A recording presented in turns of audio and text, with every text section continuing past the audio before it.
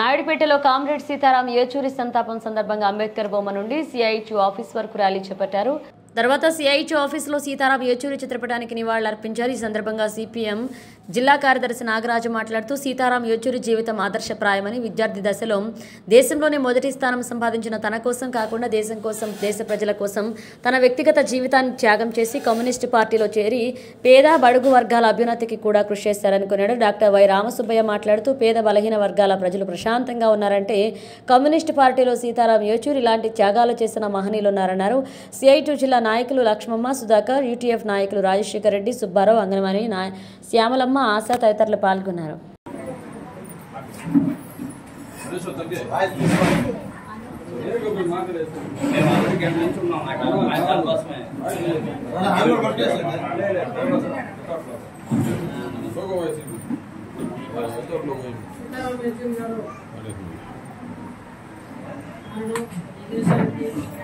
భారతీయత ఉట్టిపడే విధంగా ఆయన చేసిన కృషి ఎనలేనిది.